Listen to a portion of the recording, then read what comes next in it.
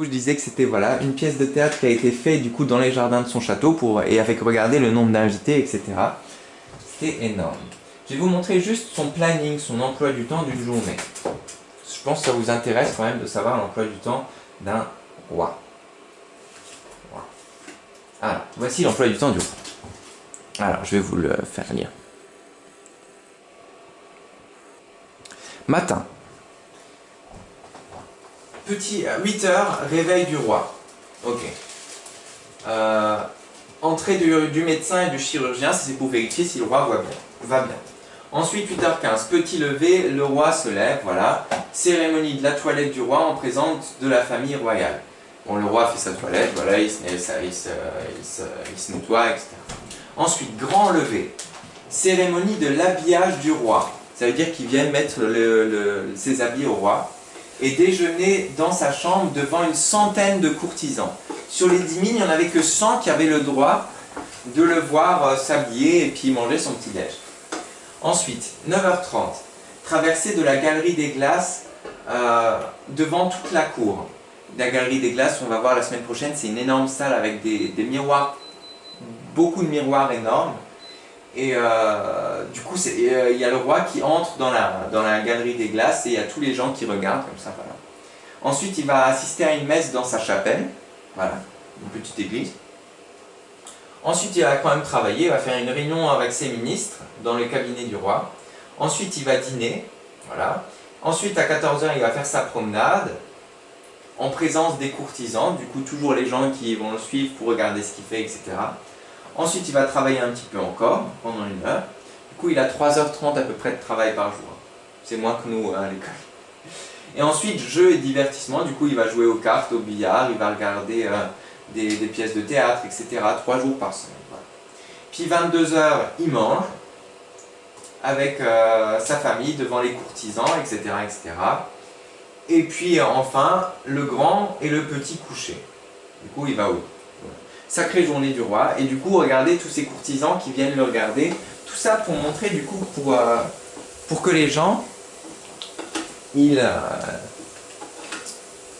attendez, je vais vous expliquer, je regarde juste si j'ai autre chose, voilà.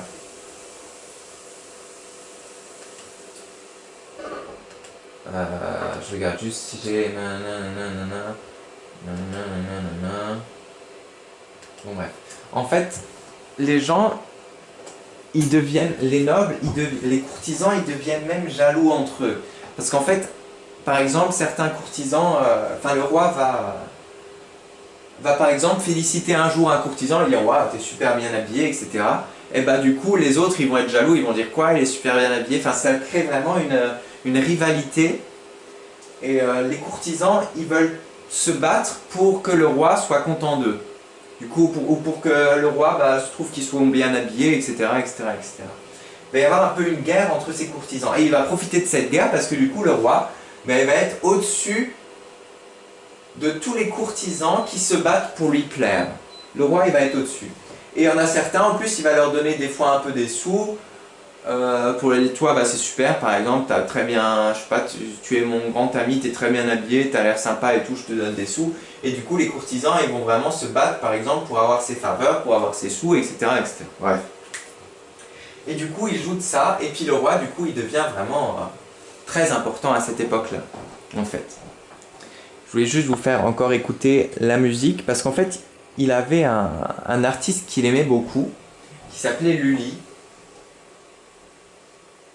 Voilà, qui est un compositeur, c'est-à-dire qui crée de la musique et du coup, il aimait beaucoup son artiste Lully et je vais vous faire écouter un peu des œuvres que Lully a fait. Alors Lully, à l'époque, c'est la grande époque du clavecin. Regardez, c'est une sorte de piano comme ça, mais qui n'a pas, vous allez entendre, ça n'a pas vraiment le son d'un piano. Je vais vous montrer ça. Voici à peu près à quoi ça peut ressembler. C'est parti.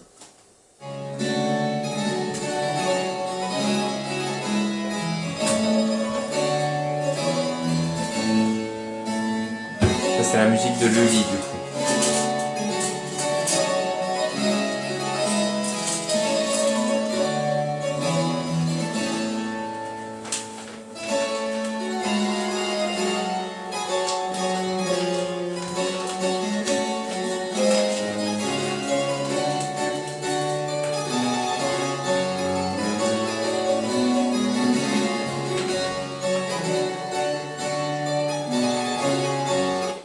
voilà du coup ce qu'on pouvait entendre au château de Versailles avec notre ami le roi notre roi Louis XIV. Du coup Louis XIV il se fait vraiment pas, il veut pas se faire marcher dessus, il veut pas du coup que les nobles, les princes, etc. soient contre lui, il veut être au-dessus d'eux, c'est ce qu'il faut retenir là-dessus.